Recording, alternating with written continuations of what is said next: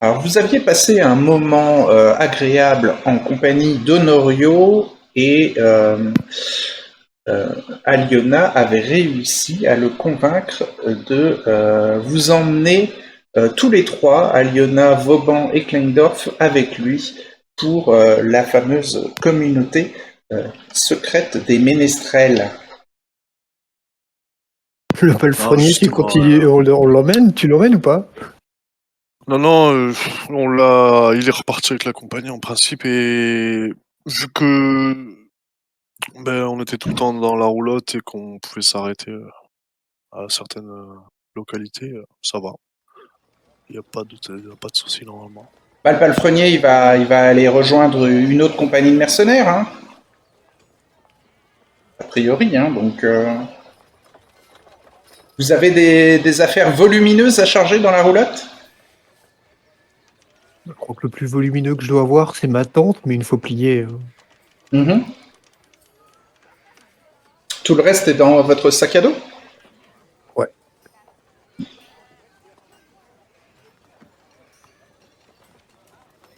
Très bien.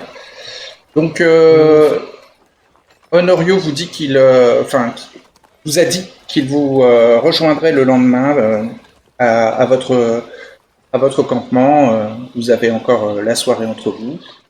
Et la soirée se passe bien. Vous voyez vos compagnons d'armes soit se préparer à suivre Passeldia vers la Camargue, soit se préparer à aller sur euh, les duchés et les provinces de l'Italie du Nord, rejoindre d'autres compagnies de mercenaires. Et au petit matin, Honorio vous rejoint et lui, à part sa mandoline et un petit sac à dos, il est aussi plutôt légèrement équipé. Il a néanmoins sa tenue de ménestrel, avec son chapeau plume. Et il est content de vous voir, et il vous propose de vous mettre en route. Vous allez vous mettre en route. Il vous dit pour un voyage en roulotte de, de, de 2 à 3 journées, en faisant des bivouacs le soir. Vous allez vous diriger vers l'est de l'Italie du Nord, vers un petit village qui s'appelle la Motta, la Motta di Livenza. Voilà, c'est un village dans les terres. Donc vous prenez la route dans les contrées printanières du nord de l'Italia. Quittez la ville de Padia, la capitale du duché de Padova, et vous avancez, vous voyagez. À la fin de la première journée, vous avez croisé quelques marchands, des badauds ou des cavaliers, des coursiers, mais aucun danger à l'horizon. Vous faites une première halte au soir, où Honorio propose à Aliona voilà, d'aller un petit peu discuter à part. Et ensuite, après une petite discussion qui dure quand même 1 heure, hein, où ils restent à portée de vue tous les deux du campement que vous avez fait, mais voilà, ils sont assez éloignés pour que vous ne puissiez pas les entendre. Vauban et Klingdorf, vous restez vous à surveiller le feu de camp et à grignoter ce que vous avez sous la main. Vous avez faim. Euh, Est-ce que vous avez acheté un peu de nourriture aux marchands que vous avez croisés dans la journée, ou comment vous voulez vous nourrir? Ouais, on prévoit des rations de séchées ou salées dans la roulotte. Un bon stock. Ah, mais ouais, mais ça n'apparaît pas par magie. Pendant le voyage, ouais, si On possible, sait qu'on avant d'acheter, ça pourrait être une idée, ouais, d'acheter au marchand, mais par contre, demander à Honorio le temps de trajet, Ouais, il l'a dit quelques jours. Euh, Donc, tro- a priori. 2 à 3 jours, 2 à 3 journées, vous avez dit. Ouais, donc dans ce cas-là, on achète pour de quoi avoir de la nourriture pour 4 jours.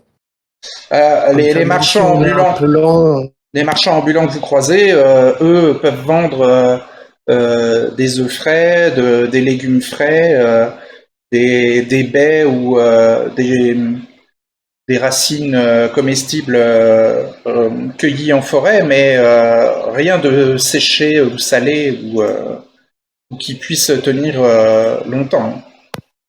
Ils vous oui, vendent de la nourriture un c'est peu si c'est pour la pour- journée, quoi.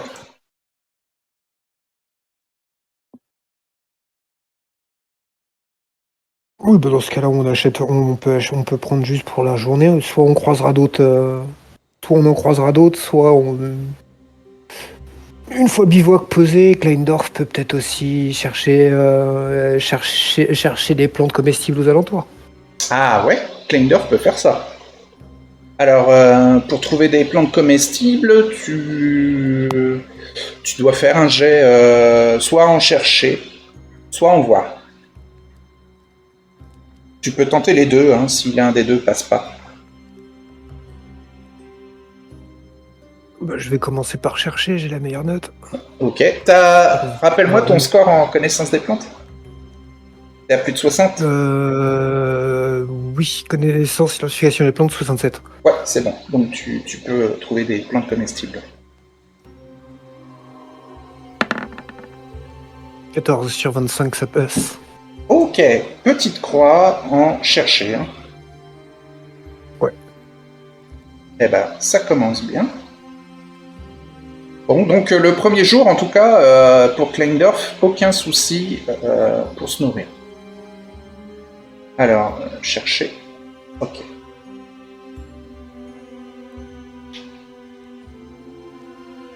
Pour les autres, si vous voulez vous acheter de la nourriture fraîche auprès des marchands ambulants que vous croisez, c'est 1 pièce d'argent chacun. Pour la journée. D'accord, je vais prendre de quoi se faire à manger. Ok. Un petit truc rapide, peut-être un peu de pain et de viande et du fromage, un truc rapide pour la journée. Ouais, ok. Ouais, même chose. Hein. Ça marche. Même chose. 1 pièce d'argent, du coup. Ouais. Donc après la discussion avec Aliona au coin du feu, Aliona et Honorio reviennent et puis donc il vous dit que il aura il va à la Mota di Valencia pour y acheter des choses qu'il va avoir besoin de prendre avec lui. Donc c'est pour ça que vous vous dirigez vers ce village. Sinon, il fait de la musique hein, pour détendre l'atmosphère. Et si vous voulez, vous pouvez aussi être sur vos gardes et faire des tours de garde ou surveiller le campement. Parce que avec la musique, ça peut attirer peut-être l'attention de vos rires. Et même sans ça, la région est relativement dangereuse. Ouais. Si on tombe sur une compagnie mercenaire un peu belliqueuse ou quoi que ce soit, il vaut mieux les remarquer avant qu'ils soient trop proches. Ouais. Est-ce que vous faites de la surveillance? Oui, je pense qu'on tour de garde. Vous en dites quoi? Oui, on alterne. Ouais. Vous avez le droit à un jet en voir alors pour surveiller. Ou en écouter comme vous préférez. C'est l'un ou l'autre.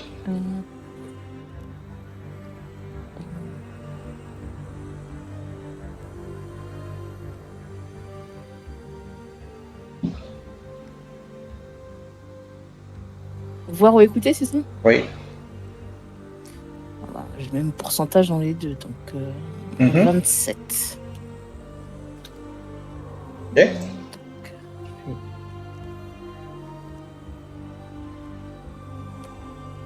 Lequel tu utilises? Bon.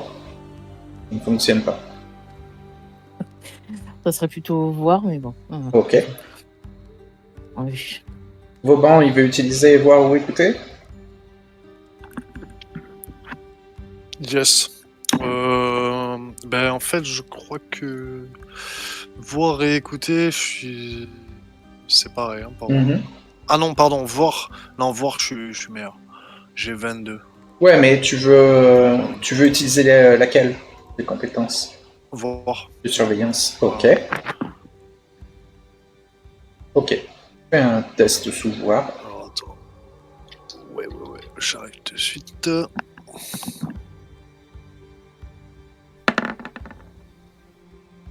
Ah, mais yes, réussi. Tu fais combien? Tu fais 13? Ouais, J'ai fait 13. tu fais sur 13. le- Tu peux faire une petite croix en voir. Yes. Et Klangdorf? Je vais le tester en voir aussi sur 24. Ok. Ça passe pas. Ça bosse pas. Ok. Vous n'êtes pas attaqué dans la nuit, malgré vos surveillances. Et le lendemain, vous repartez. Vous marchez le long des chemins et au loin, vous voyez un champ de bataille. Une bataille a lieu entre des compagnies de mercenaires avec des bruits de métal, des volets de flèches. La bataille se passe assez loin du chemin que vous empruntez, mais vous pouvez voir qu'il y a plusieurs milliers de combattants qui s'affrontent, et avec quelques engins de siège en arrière-garde.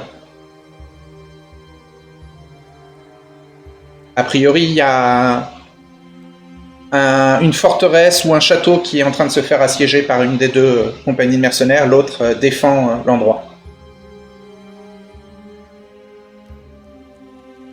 Mais le chemin ne vous rapproche pas du champ de bataille, vous le longez de loin et vous croisez moins de marchands, mais vous avez quand même l'opportunité en fin de journée de croiser un marchand ambulant qui peut vous vendre à nouveau à manger, si vous voulez.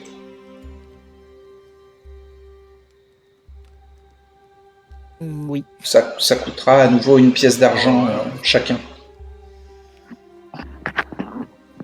Ouais, on va repayer ça. Ça marche.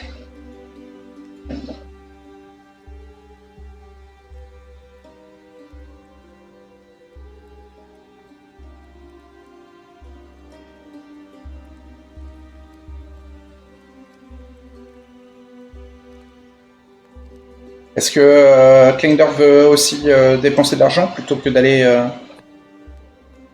cueillir des racines? Oui, Kleindorf, il va manger un petit peu plus consistant. 142.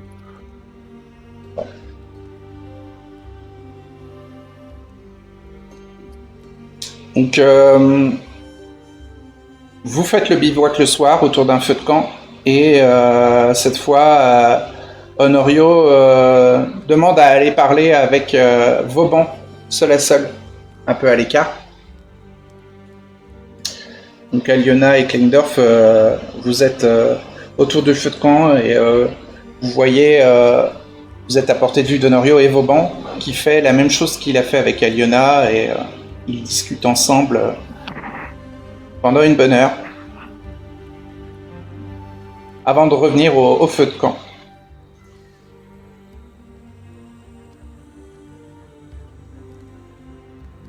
Ceux qui veulent peuvent faire une surveillance ce soir-là aussi, en voir ou en écouter.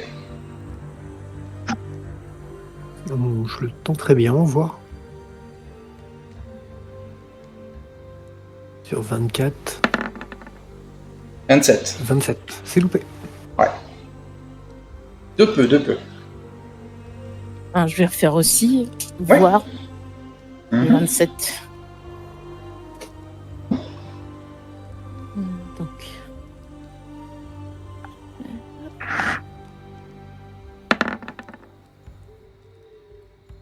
Oui. Oh, le 16. C'est réussi. Donc tu peux faire une petite croix en voir, Aliona. Vauban, il veut peut-être faire un test sur l'autre compétence. Ah, pour moi, tu avais 30 en voir, Aliona. Ah, 30. Ouais, t'avais dû l'augmenter déjà une fois. Ah, je me trompe. Bon, Oui, j'ai peut-être dû l'augmenter une fois. c'est pas grave, t'as quand même réussi Oui. ton jet de compétences. Et Vauban? Eh ben, on va essayer de varier, on va écouter pour changer. Ok. Mais j'ai pas beaucoup, hein. J'ai 17, je crois. Ouais, c'est ça.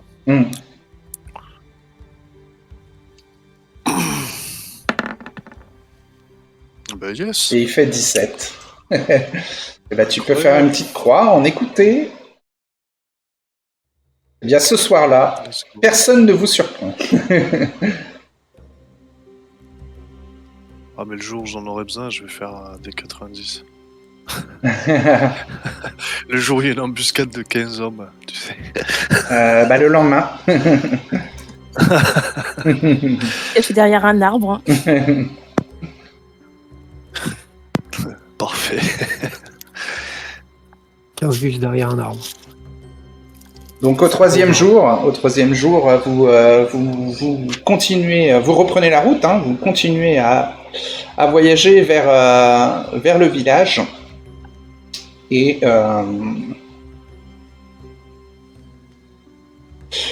vous voyez plus de marchands et même de forestiers, des bûcherons, des chasseurs qui vous disent que vous n'êtes plus très loin de la Mota di Valencia.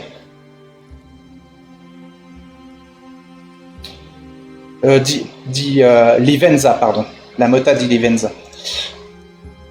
Alors, soit vous pouvez forcer la marche pour la nuit et tenter d'atteindre le village de nuit, ou soit vous faites une nouvelle halte, ce que conseille Honorio.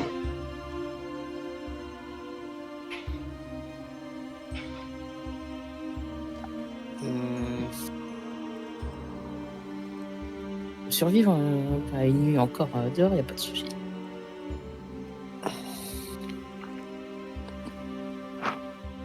En plus, ce soir-là, il pleut un peu.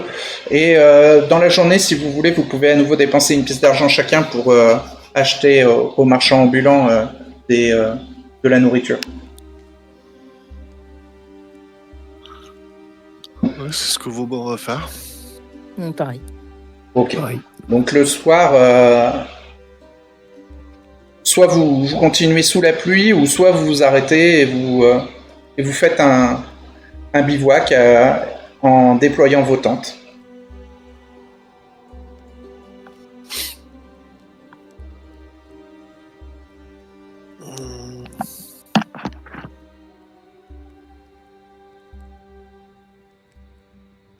Le dernier bivouac avant la ville. Ouais. Ce sera le dernier campement avant la ville. Ça nous évitera d'arriver de nuit et de devoir payer une auberge pour une nuit de plus. Très bien. Ouais, c'est clair. Est-ce que vous voulez faire de la surveillance dans la soirée? Cette fois, Honorio veut discuter avec Kleindorf à part. Pendant 1 heure. Je vais y aller, hein, apparemment, c'est rituel chez lui. Eh oui. Et on va sourire. Et Aliona et Vauban, vous vous doutez un peu des questions qu'il va poser à Kleindorf, puisqu'il il vous a un peu questionné, vous aussi, les nuits et les soirs précédents. Ces questions, hein, elles servent en fait à Honorio à vous jauger et à vous comprendre et à vous connaître. Parce que il ne vous a pas encore dit où il vous amenait, mais il vous a dit quand même que c'était un endroit secret, et il a parlé d'une communauté cachée. Et donc qu'il prenait des dispositions pour être prudent et pour être sûr que vous apportiez quelque chose de positif à l'endroit où il veut vous amener. Est-ce que pendant la soirée, vous voulez faire une surveillance? Oui. Ouais. Oui. Oui, oui. Ok. En voir ou en écouter? On va voir pour Kleindorf Vas-y. sur 24. 15. Ça passe. Ça passe. T'avais une petite croix? Non, j'avais une croix en chercher. Très bien. Donc voir, c'est validé. Hop, petite croix en voir. Vauban et Aliona, vous voulez faire un test de perception pour votre surveillance? Ah oui, on écoutait. Vas-y. Donc, c'est comme à 27. On va-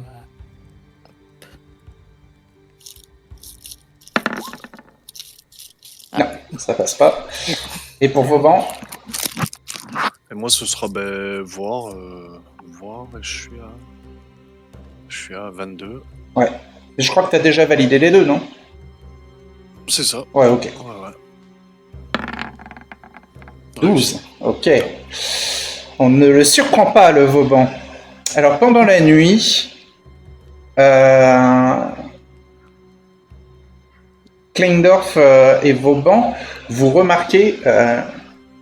alors, vous êtes en train de bivouaquer à l'orée d'un bois, une forêt, et vous remarquez qu'il y a des racines végétales qui rampent doucement vers votre feu de camp. Comme il pleut, vous n'avez pas de feu à proprement parler. En fait, les racines rampent doucement vers vos tentes. Sont épaisses ces racines? Elles sont de différentes tailles et elles sont nombreuses. Commencer par crier pour réveiller tous ceux qui ont peut-être pas Alors, encore remarqué. Elles se mouvoient très lentement. Donc, si tu cries pour réveiller tout le monde et leur dire « Ouais, les racines bougent », a priori, on va te prendre pour un fou. Oui, mais je suis sûr de les avoir vus bouger. Ben, en fait, par exemple, sur 20 minutes, tu les as vus avancer de 10 cm, quoi. Vers les tentes. Ouais, tant pis, je préfère être pris pour un fou plutôt que courir un risque inutile. Oh, on va réveiller tout le monde. Ok, donc tout le monde se réveille, Voilà. alors que vous êtes un peu sous... vous étiez en train de bien dormir sous le bruit de la pluie qui tapait la toile de vos tentes.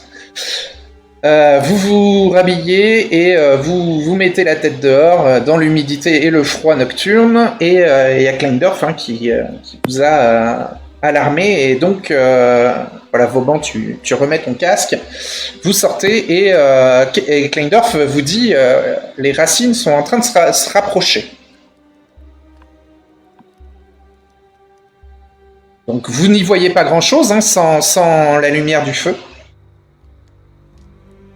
Mais Aliona, tu peux voir que le cheval de la roulotte, le cheval de trait, est un peu nerveux et un peu agité. Et toi, Vauban, tu vois légèrement ramper les racines qu'a indiqué Kleindorf, puisque tu as réussi ton jet en voile. Je pense qu'il va grogner Vauban au début. Il va dire c'est quoi cette terre maudite où tu nous as amenés là? Tu vois pas ce qui se passe ici? Regardez ça. Je vais leur montrer avec le doigt. Bah, c'est la nature, c'est la nature. Qu'est-ce que tu veux que je te dise? Te dit Honorio. On va mettre des coups de dague, on va les couper, les racines. Ouais, moi j'en veux quelques échantillons d'ailleurs, je connais pas cette plante qui bouge. Oh oui. Est-ce qu'on voit je vais essayer de donner un coup d'épée dans une... Alors, les racines ondulent entre la terre et l'herbe. Elles ont une partie immergée et à l'air de la terre environnante. Tu penses que c'est possible de couper un morceau pour Kleindorf? Va falloir mettre des petits coups là. Ça, c'est des racines mouvantes, ça. C'est connu dans le pays.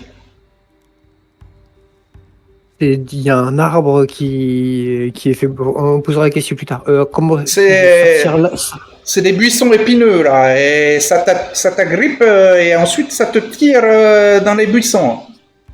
Et c'est pas bon, c'est dangereux, vous dit Honorio. Ah ouais, d'accord. Ah oui, là c'est tout lent, c'est tout... Mais c'est vicieux, hein. Après, ça vous tire d'un coup sec, comme un piège. Hein. Donc ça peut être vif, c'est pas toujours aussi lent. Mm. Ah oui, oui, ça c'est parce que ça s'approche, hein, mais... Ah, il y aurait eu le feu de camp, il n'y aurait pas eu de problème, mais là avec la pluie, elles en profitent, hein, les plantes. Hein. Et il faut bien qu'elles se nourrissent, hein. À la loi de la nature. Non, bah, il sort son épée courte.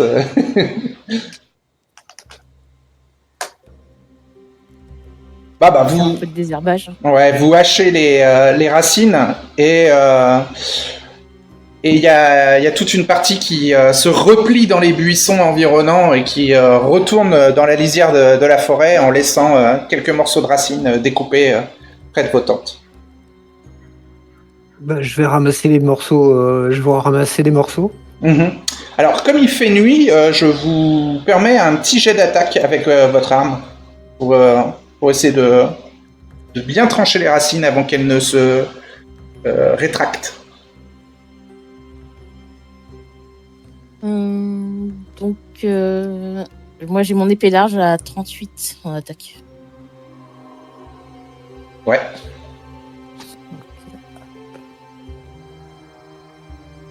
Donc. Poup. Toucher, oui, je touche. Très bien.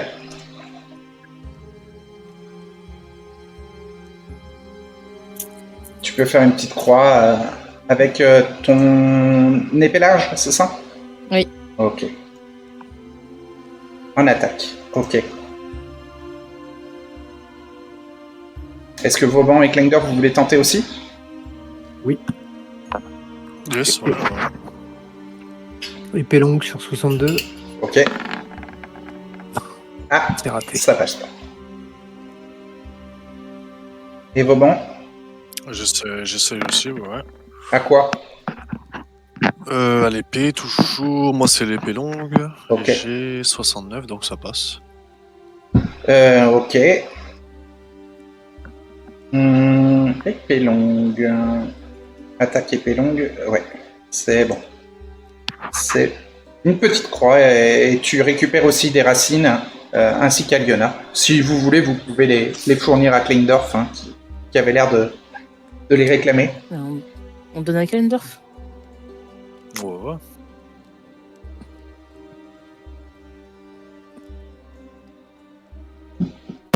Klingdorf, il est content. Ah, ça peut se... Comment dire? Ça peut s'autopsier. Je sais pas comment on dit. Tu sais, tu peux essayer de Disséquer. les disséquer, Essayer voilà. de comprendre, Les essayer de défaire. comprendre les vertus que ça pourrait avoir. Ouais, ouais, ouais. Et Tu veux goûter une tisane? tu peux récupérer un peu de sève, mais t'as pas de fiole, t'as pas d'équipement de chimie avec toi. Et puis tu sais que si tu les gardes dans ton sac, elles vont sécher et la sève, tu pourras plus la récupérer. Sinon, tu peux en faire une tisane directement. Bon, Honorio, il te le déconseille. Hein. Il a l'air d'être prudent vis-à-vis de cette plante. Hein. Et parce que les buissons épineux, là, un peu plus loin dans les sous-bois, là, ils peuvent être empoisonnés. Alors, peut-être que la sève des racines, elle peut aussi peut-être avoir un petit peu de poison. Hein. Ah, la tisane, c'est peut-être pas la bonne idée. Mais je n'en sais rien. À vrai dire, je ne suis pas spécialiste en végétaux. En agronomie. Utilise un mot scientifique. Ça fait sourire Kleindorf. Et bon, alors, il vous propose de retourner sous vos tentes pour vous protéger de la pluie et d'essayer de retrouver le sommeil. Et remercie quand même Kleindorf d'avoir prévenu tout le monde, d'avoir réveillé le campement.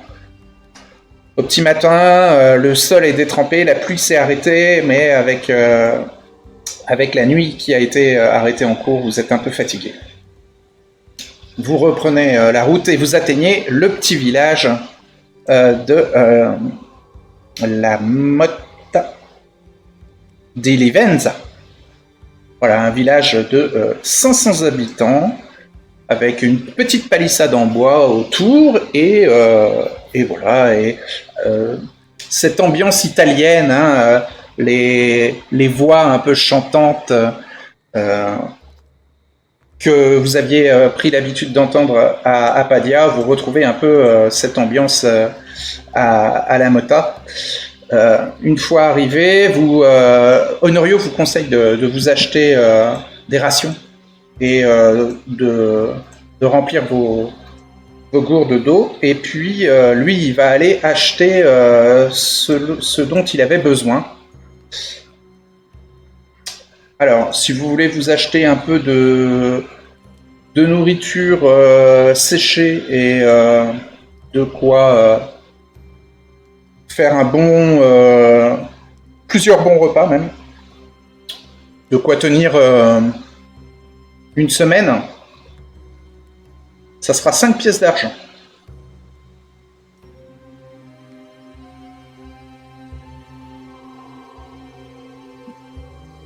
Vous dépensez tous les 3 5 pièces d'argent? Oui. Ouais. Ok. On sait pas où on va, donc il vaut mieux suivre les conseils du guide.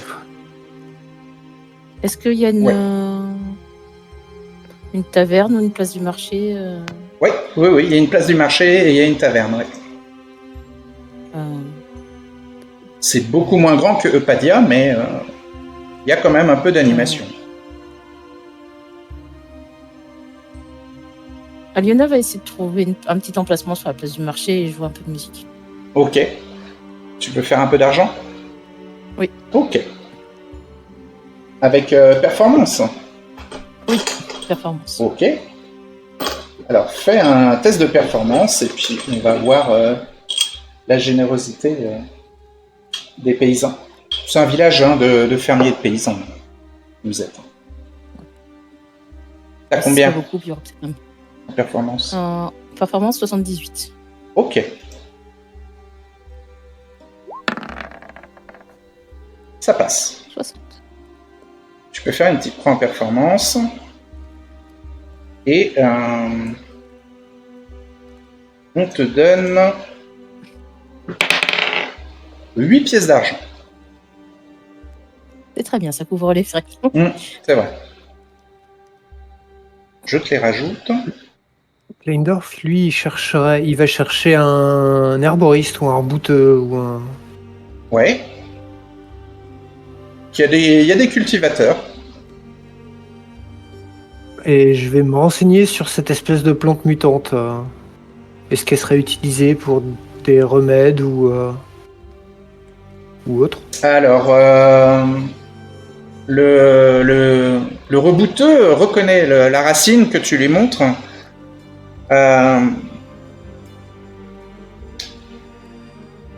Et il te dit que ça, c'est une racine rampante qui provient d'un buisson épineux qui a des propriétés de poison anesthésiant.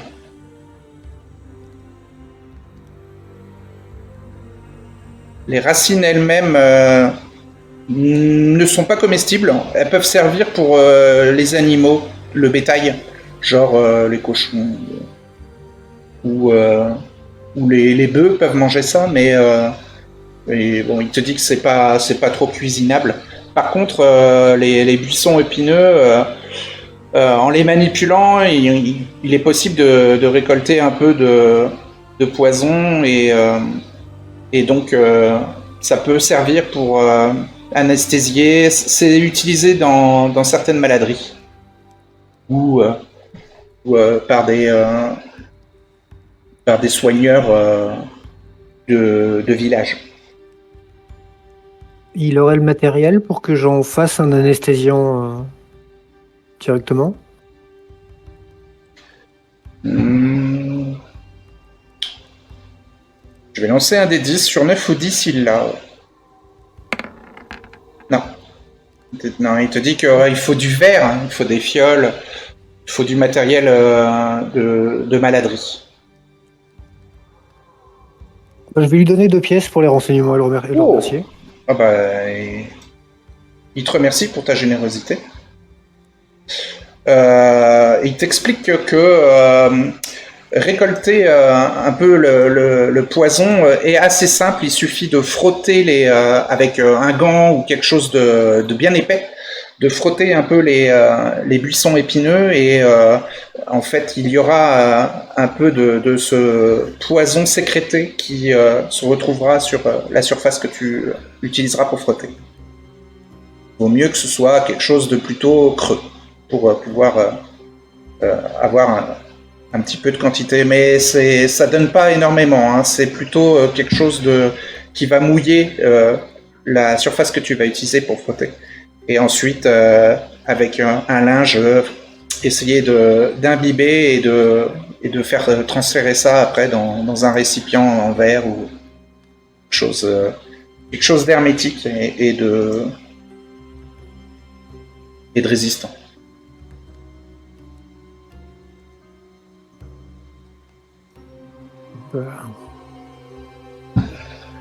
Des 2 pièces bien investies. Ouais, il te dit aussi qu'il ne faut pas le mélanger à de l'eau ou à des aliments parce que ça fait disparaître tout de suite l'effet anesthésiant.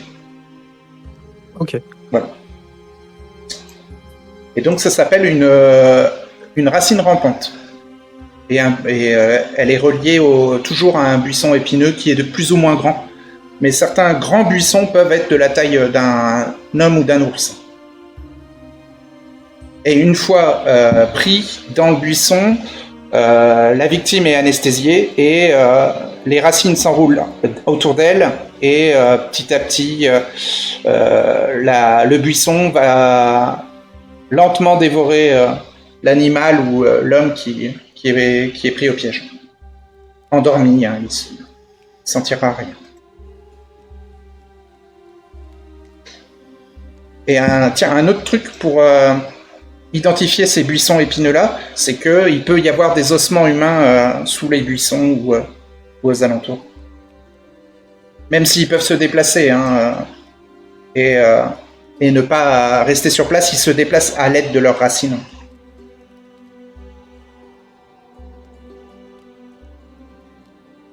Et voilà. Et donc, vous voyez Honorio qui revient et qui vous dit ça y est, j'ai ce que je voulais. Et il a donc dans 2 petites cages en bois, il a 2 lapins et sous le bras, l'autre bras, il a une poule qui fait plein de bruit, qui bat un peu des ailes, qui lâche plein de plumes autour de lui. Et il vous demande si vous pouvez l'aider à transporter les animaux. Il a besoin de ça pour là où vous allez. On peut l'aider. Alors, qui prend en charge la poule et les lapins?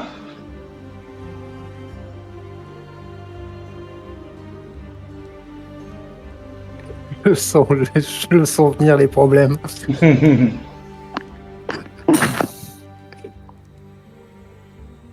La poule n'est pas en cage, donc elle va être plus chiante à garder. Oui, c'est pour ça que je me dirigeais bien pour attraper un des lapins. Alors, les lapins sont dans des petites cages en forme de boîte, hein, et qui sont transportables. Il y a une petite cordelette sur le dessus qui te permet de le porter comme si tu portais une petite boîte. La roulotte de Vauban. Oui. Si on pose la poule dedans, elle peut pas s'enfuir. Elle peut sauter et s'enfuir. Bon, les lapins, par contre, vous pouvez les poser dans la roulotte. Effectivement, ils pourront pas s'enfuir. Ils sont dans leur cage en bois. Aliona prend la poule et Oui. Est-ce que il y a est-ce que Honorio aura de la ficelle? Tu veux ficeler la poule. Non, Norio n'a pas de ficelle. Non. Elle va essayer de trouver un endroit où il y a de la ficelle. Ouais, il y a de la ficelle au village, ouais. Ça lui coûtera combien? Euh, euh, Allez, le paysan te trouve charmante et il te l'offre une petite bobine de ficelle. Il dit merci. Ouais. Et donc, ce qu'elle va faire, Aliona, elle va, généralement le plus simple, attacher les pattes de la poule ensemble et puis elle va le poser dans la... Oh là là, ah ouais. Très bien. Elle va le poser dans... La poule est en panique et elle se débat. Hein. Comme ça, elle ne peut pas sauter. C'est sûr que là, elle est bloquée, ouais. Voilà. Elle fait par contre du boucan, mais ok, vous repartez en roulotte avec les animaux. Très bien, très bien. Je peux peut-être essayer de lui donner des... Non, c'est pas une bonne idée. Je me disais, avec des morceaux de racines, si je lui en fais manger, il sera peut-être plus calme. Elle sera anesthésiée. Bah, je me dis, la quantité sera peut-être pas suffisante pour l'anesthésier, mais suffisamment pour qu'elle soit plus à l'aise, tranquille. La poule et les lapins peuvent manger les morceaux de racines que vous avez. D'ailleurs, ça leur servira de nourriture. Voilà. Alors, vous repartez et Honorio vous dit que il faut reprendre le chemin qu'on a fait là pour l'aller. Nous allons revenir sur nos pas.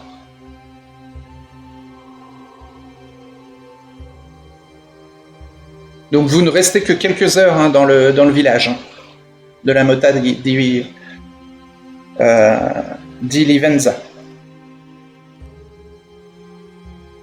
Je vais poser la question à Honorio par rapport au fait qu'il a récupéré tous les lapins. Hein. Ils ont des problèmes d'élevage dans leur communauté? Oui, c'est difficile de maintenir un élevage en grande quantité, oui, à cause de la nourriture. Mais maintenant, vous êtes reparti sur la route. Hein. Mais maintenant que nous avons quitté la Motta di Livenza et que j'ai pu discuter avec vous, je vais vous dire notre destination. Nous allons aller dans la plus belle ville du monde, une ville cachée, une ville secrète. La légendaire Venise.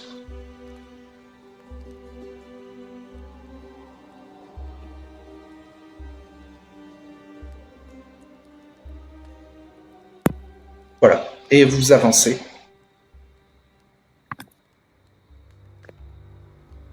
On va lui dire, c'est incroyable ça. Dites-nous en plus. Et... Vous avez trouvé la cité? Oui, oui. La cité existe, oui. Elle est sous l'eau? Oui, elle est sous l'eau.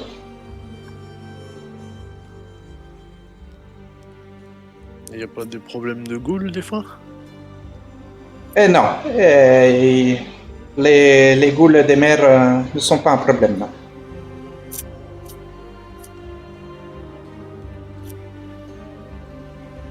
Il y a combien de gens qui vivent là-bas? Plusieurs milliers de personnes. Ah ouais? Ouais.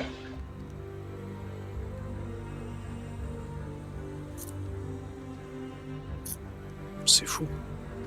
Et... Qu'est-ce qu'ils y font, les gens, là-bas? Vous allez voir, vous allez voir. Encore un peu de patience. Nous y serons dans 3 journées.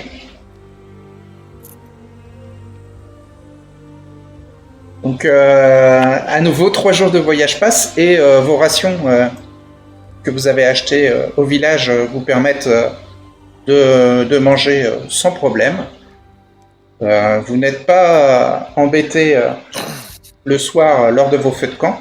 Cette fois, il ne pleut plus et donc vous avez un feu protecteur et, euh, et réconfortant qui vous permet de bien dormir.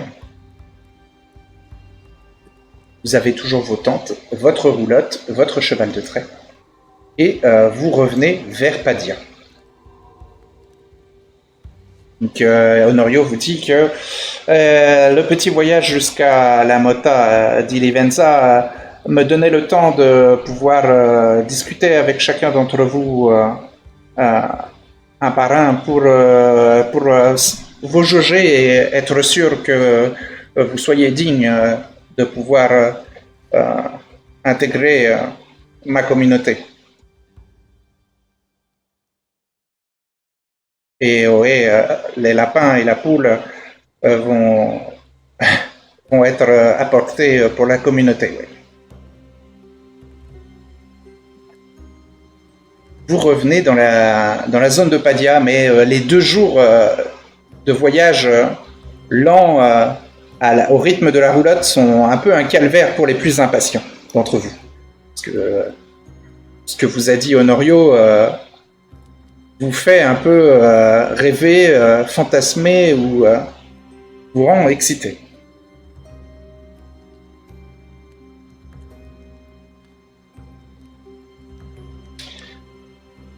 Et vous vous dirigez vers le village de Mestre.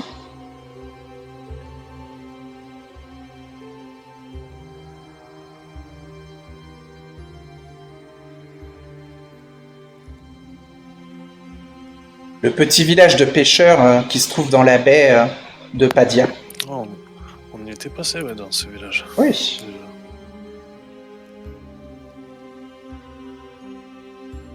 Il vous guide, il amène la roulotte.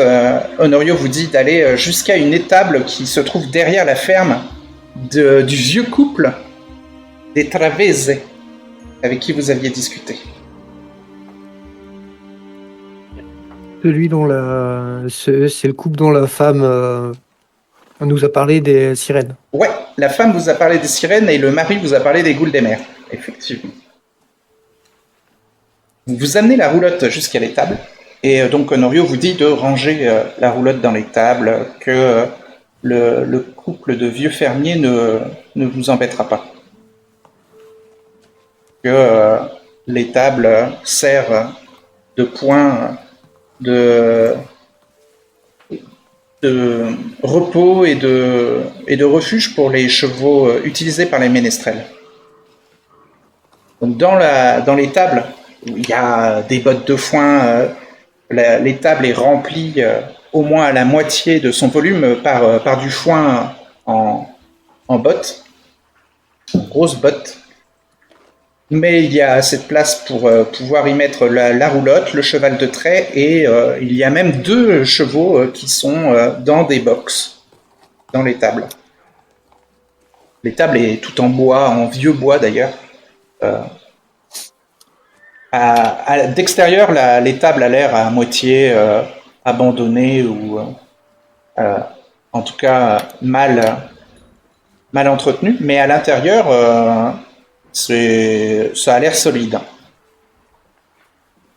Et donc, Honorio vous demande de l'aide pour déplacer plusieurs bottes de foin et révèle une trappe cachée sous les bottes de foin qui descendent dans un sous-sol sous l'étable.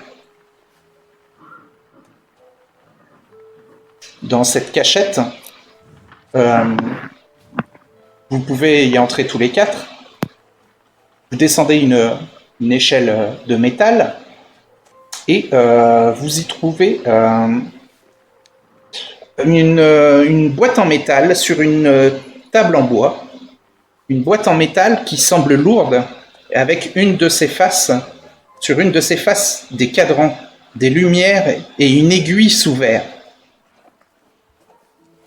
Honorio semble savoir comment l'activer. Et la boîte de métal commence à grésiller.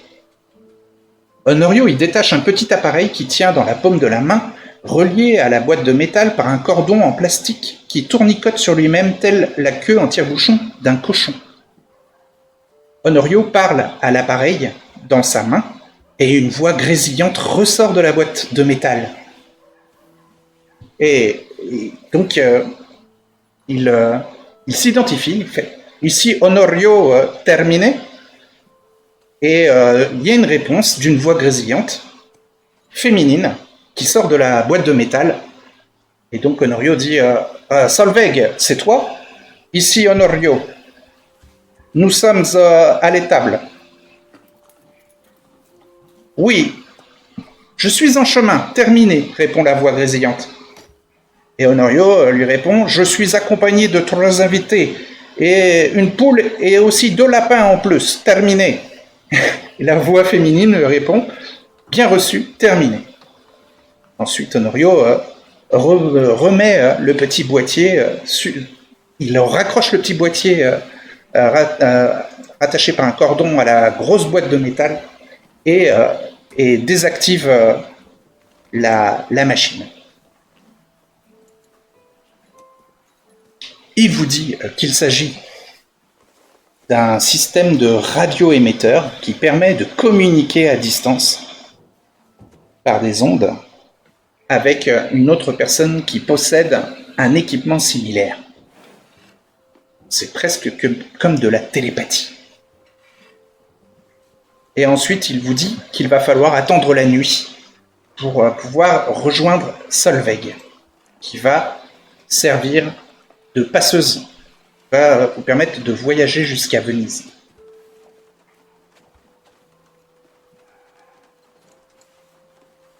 Patientez, jusqu'à ce que la nuit tombe. Et là, Honorio vous amène jusqu'à une crique attenante à la ferme des Travese, en passant par un chemin dans les rochers, dangereux de nuit pour qui n'y voit rien. Mais lui semble le connaître par cœur. Il vous demande de n'utiliser aucune lumière pour ne pas attirer l'attention des pêcheurs du village. Vous descendez jusqu'à un niveau de la mer, au niveau de la mer. Et d'ailleurs, la marée est haute ce soir-là. Et vous attendez patiemment que quelque chose se passe. Alors, dans cette crique discrète, une boule lumineuse remonte de la mer. La boule s'éteint quand elle atteint la surface et laisse place à une embarcation surprenante.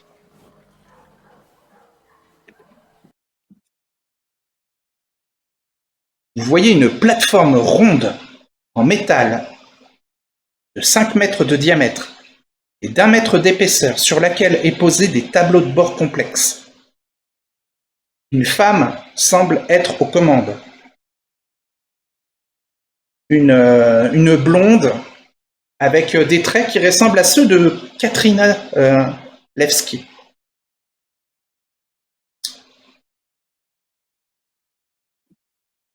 Elle semble utiliser les tableaux de bord complexes en posant sa main sur l'un des panneaux de la machine qui active tous les voyants.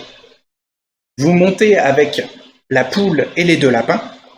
La poule qui continue à faire du boucan, vu que vous lui avez attaché les pattes. Et donc, la pilote vous salue. Elle vous dit qu'elle s'appelle Solveig Alvorsen, en commun. Elle salue Honorio, qu'elle a l'air de respecter, d'admirer. Et vous indique des sièges pour que vous vous ayez installé. Ensuite, en activant les tableaux de bord, une sphère translucide et sombre vous recouvre et recouvre la plateforme ronde en métal. Et l'appareil commence à plonger. Une fois sous l'eau, la sphère opaque devient tout à coup brillante. Elle est translucide et éclaire l'environnement sur 5 mètres autour du véhicule.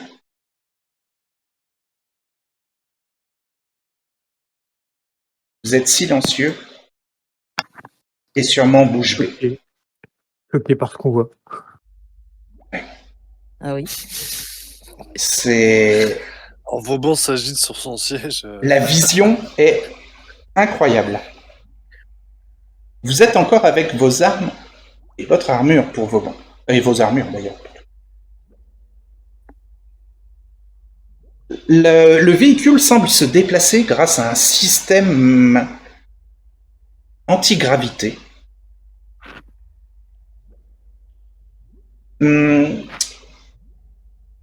Honorio vous explique qu'il s'agit d'un secret perdu, hein, la fabrication d'un tel véhicule qui était dans la ville de Venise et qui va amener dans la ville sous-marine.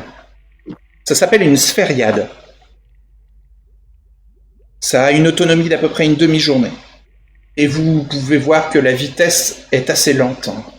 Une vingtaine de kilomètres/h sous l'eau, néanmoins. Et vous commencez à plonger. Alors, c'est assez impressionnant, c'est la première fois que vous voyez ça. Vous allez me faire tous les trois un test de santé mentale. Pour ne pas être pris par la peur, La panique. la panique. Ouais.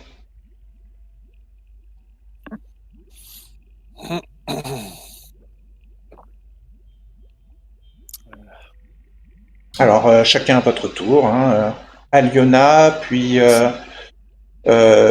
Vauban, puis enfin Klingdorf. C'est basé sur pouvoir, non? C'est ça?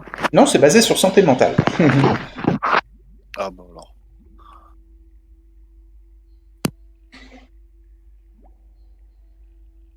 Aliona, fais ton jet. Moi, ma santé mentale, elle est à 80. Ok. 80. Ah ouais. 06. Ok, tout va bien. Je sais Santé mentale, parfaitement quand- 80, effectivement. Waouh. Regarde les Vauban. petits poissons. Ah oui, t'es émerveillé, hein. Alors, Honorio fredonne une petite balade pour essayer de vous calmer pendant la descente. C'est-à-dire que même si vous êtes pris de panique, elle sera quand même contrôlée par la petite musique, la petite chanson que fredonne Honorio. Musique d'ascenseur. C'est une petite musique joyeuse italienne. Alors moi j'ai santé mentale, j'ai 30 je crois seulement. Ah ouais. Ouais. Non, t'es à 50. 30. Et oui, mais j'ai... Ouais, Pourquoi alors j'ai 30 de surligné moi? je ne sais pas. T'es à 50. J'ai 50 surlignés, mais 30 aussi. Ah bon. Ouais. C'est peut-être il y a un seuil machin, il y a un seuil truc temporaire. Ah, le c'est seuil pour de ça que, folie temporaire. Bah, normalement, c'est 30, c'est ouais. C'est ça, ouais. Ah, c'est ça. Ok. Eh bien, allez, voyons. hein. Donc je suis à 50. 27. Ouais, c'est correct ça. Tout va bien.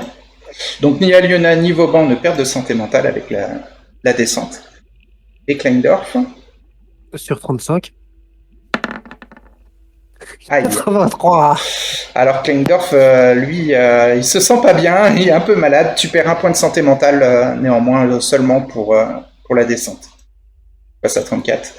Et ouais, toi, tu ne, tu ne profites pas de la descente. Hein. Tu es un petit peu angoissé. Hein. La descente vous laisse le temps de discuter. Alors que vous voyez hein, que vous plongez de plus en plus profondément.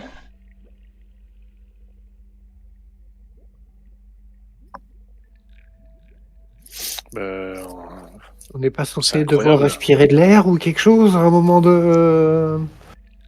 On va tous mourir. Vous êtes dans une bulle. Non, Norio qui te dit, pas de panique, Klendorf, regarde, on a de l'air, on a tout ce qu'il faut là. C'est incroyable. Il faut combien de temps pour arriver jusqu'à la cité? Oh, pas longtemps, pas longtemps. Solveig vous dit une demi-heure. Ah, quand même, ouais. Vous ne déplacez faut faire la nage.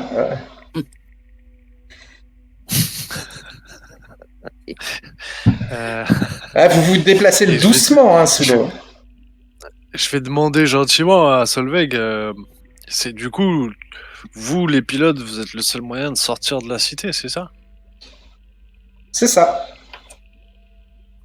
Là, tu ne leur Il y en as a pas beaucoup expliqué, comme ça Norio? Je sais pas. Je vais vous expliquer. En fait, pour la ville, on a deux sphériades. Deux sphériades qui permettent de redescendre ou de remonter les ménestrels.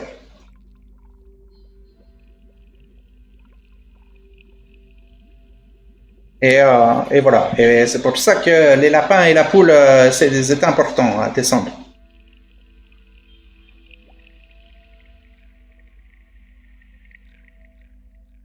Alors écoutez, pendant la descente, je vais lancer un dessin. Faut pas que je fasse 100. 36. Une petite rencontre a lieu.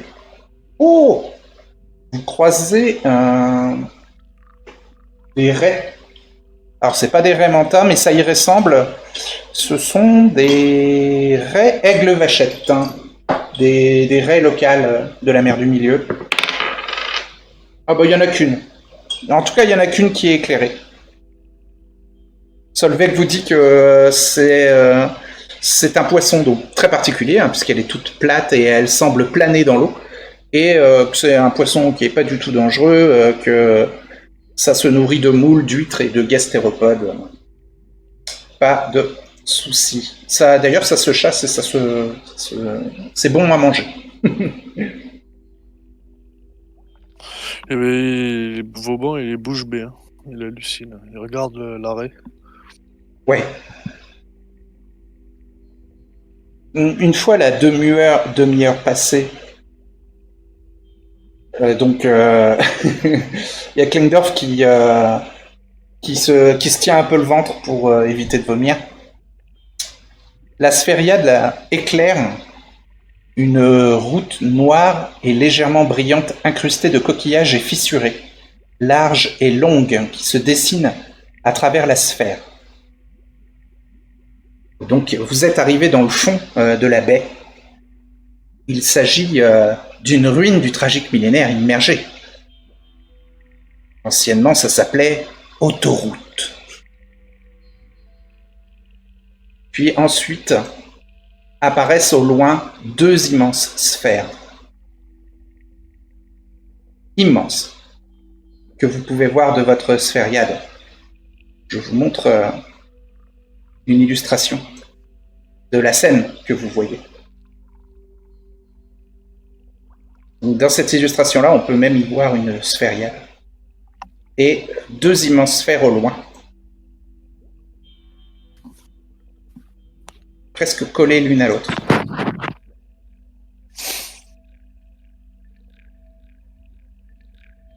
L'une des deux sphères recouvre une ville que vous n'avez, comme nulle autre pareille, que vous n'avez jamais vue, avec une architecture que vous n'aviez jamais vue.